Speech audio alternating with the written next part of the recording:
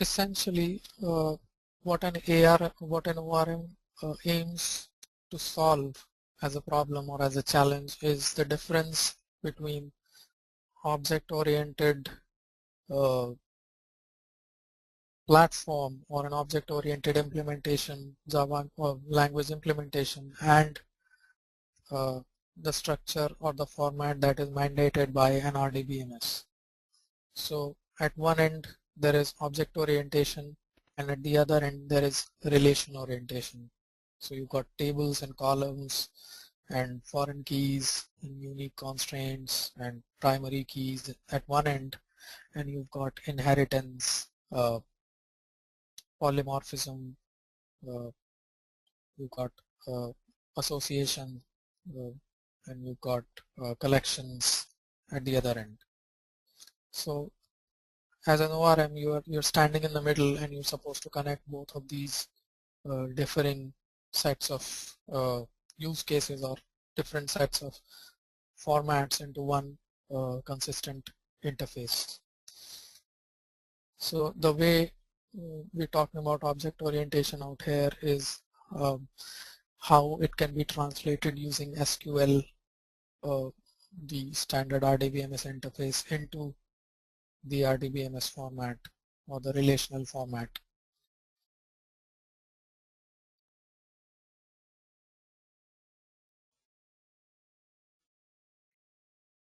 So let's say if you do have a solution that solves this problem, then this is how your application is going to look like. There'll be a presentation layer, there'll be a business layer for you, and whatever processing that business layer does, it just moves that processing or processed domain model or your Java objects or persistent objects to your persistence layer, and then it just assumes that with whatever facilities that your persistence layer has, just saves it to your database or updates it into your database.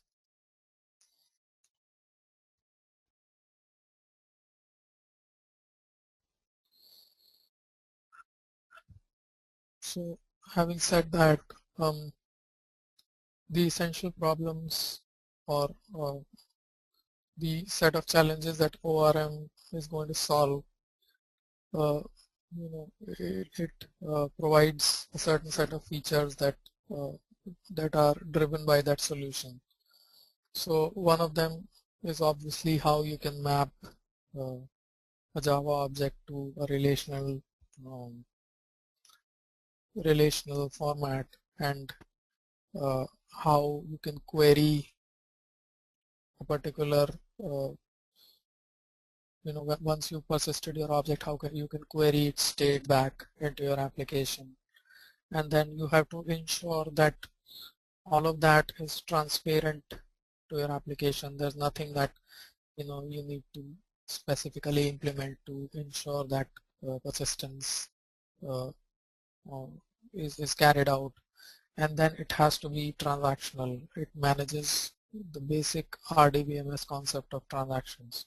So these are the core features that an ORM is expected to provide.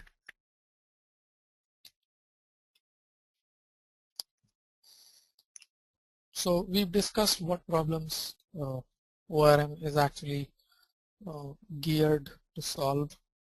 The question that why an ORM is needed can be answered by any developer who actually has worked on pure SQL interfaces in your Java application. It gets very, very complex as your project complexity increases.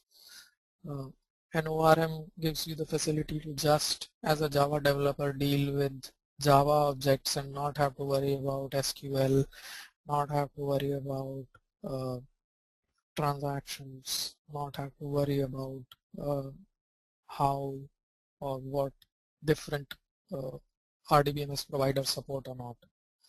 So as an ORM solution, it becomes very compelling for complex projects to have a good ORM, so that all of those problems, database portability, Java developers specific concern related to just Java, all of those are actually solved, and the project becomes more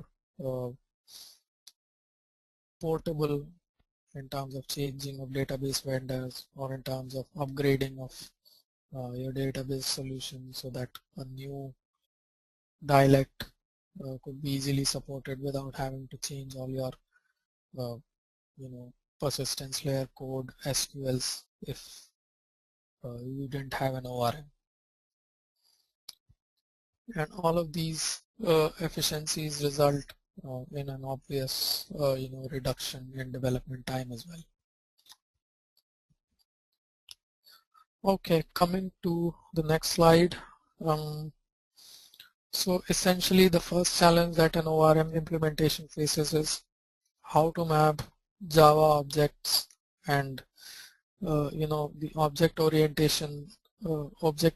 design in your Java objects to the relational concept. So Java objects or Java language in general supports something called inheritance, and then it has composition, as in one object can be entirely residing within another object. It also has bidirectional reference, by which what is meant is like one object can be a part of another one, and the other one can also have reference to the previous one. So coming to the problem as an example, let's say so I'm not going to go into this example that's there on the slide.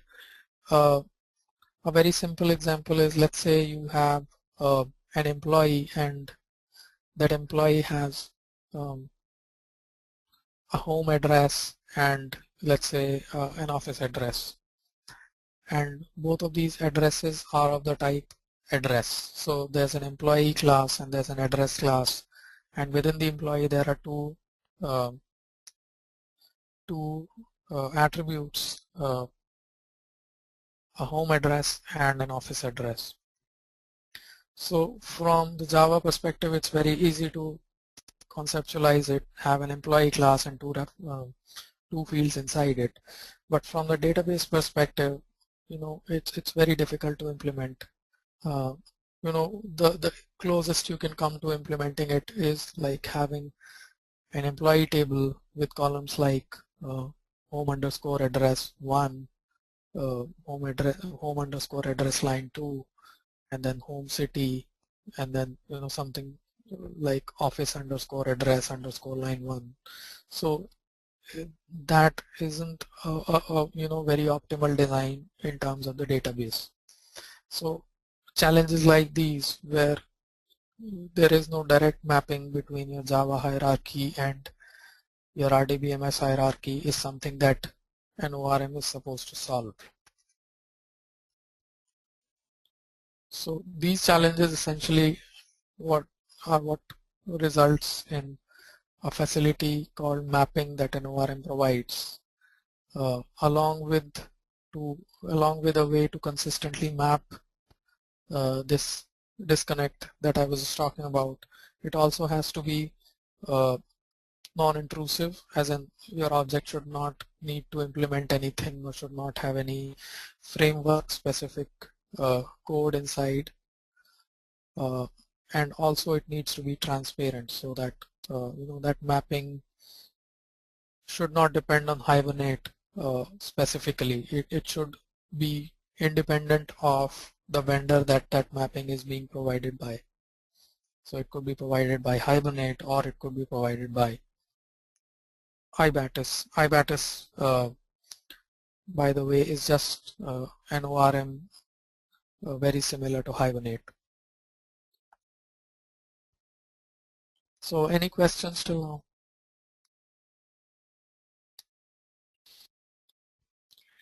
Okay, moving on.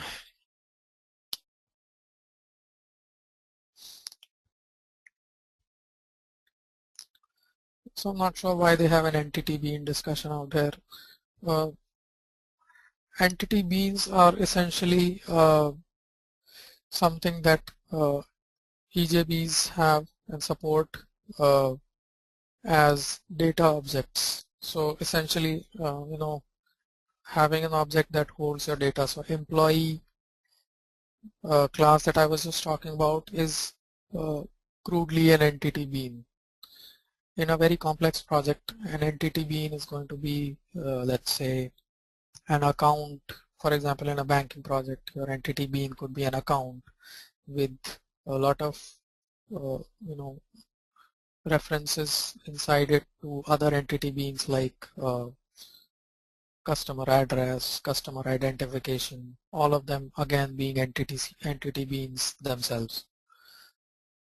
So it's something translated from a very basic Java object to a complex domain object that needs to be managed as a persistent object. Not really very relevant to our discussion at this point.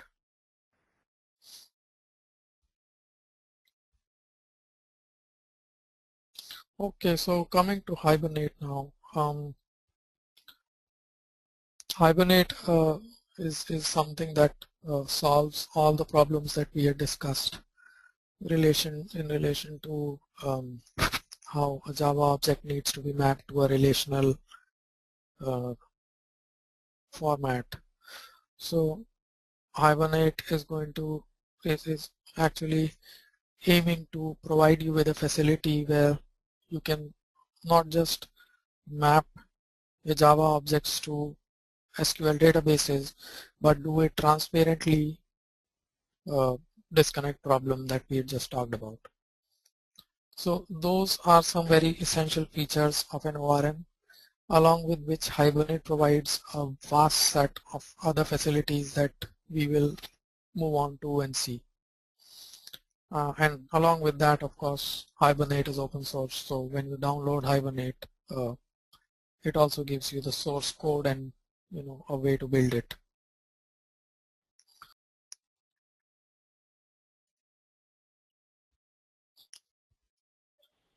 Coming back, we were talking about impedance match, which is in terms of relevance to us is the difference between the Java platform and how it allows us to have features like object-oriented features like inheritance, composition, and how we can translate that to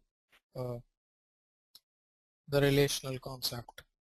So, and apart from these structural differences, we have differences in the types, as in Java. We have something called a date, which might not directly translate to the timestamp that we have in Oracle. So there is a set of differences within different vendors, database vendors, in terms of the type systems they support and how they can be mapped to their counterparts in Java. And then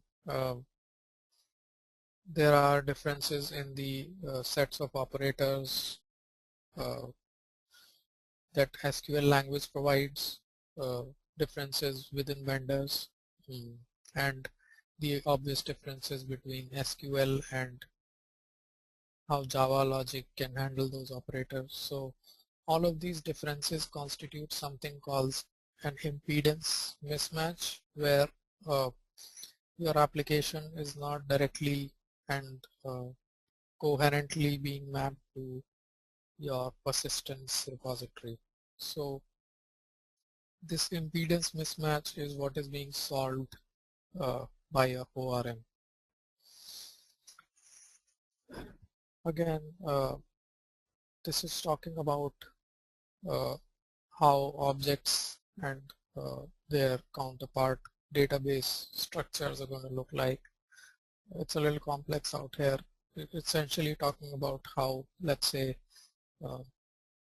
a particular object has a reference to another one, then how does this situation translate into your ORDBMS schema, and how you implement this in your tables.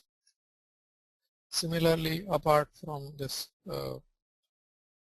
reference problem that I was talking about earlier as well in terms of employee and address, there is this problem of inheritance. So for example, there is an employee class and a specific kind of employee called contractor that extends the employee class.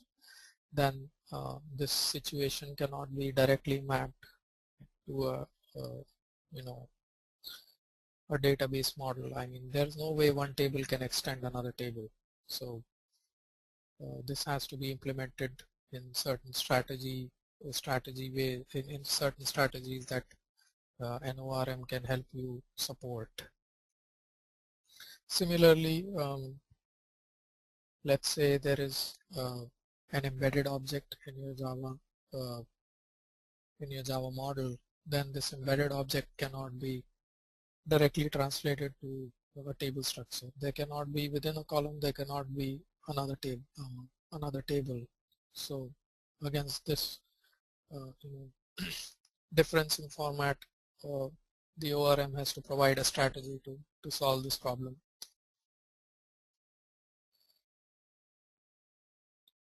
So a couple of solutions are possible here. We would obviously be talking about the solution that Hibernate provides, but you can have, instead of an RDBMS, an ORDMS, which is something that directly maps to your Java objects. It's possible to have something like this. I've not come across. Probably if you look at database systems that are purely written in object-oriented languages, there is a possibility where this is being supported. I've not come across a situation like this yet. You can have something like XML databases. So how with XML it's very easy to translate Java object to an XML structure, and if you have a way in which you can store that XML out into a database, then this impedance mismatch that we're talking about can be solved to a large extent. And so essentially in all these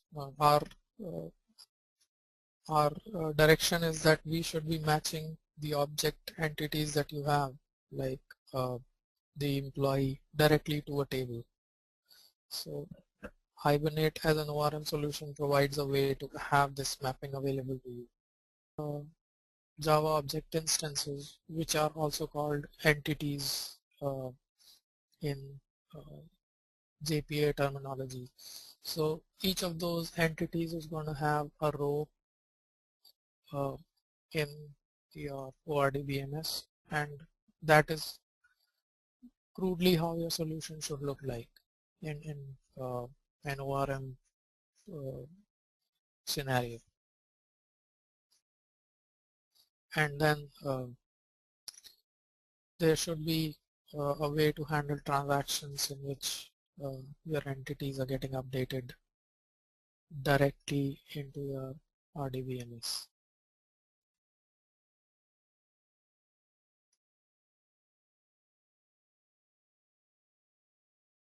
And of course, your ORMS solution should be transparent to your Java application.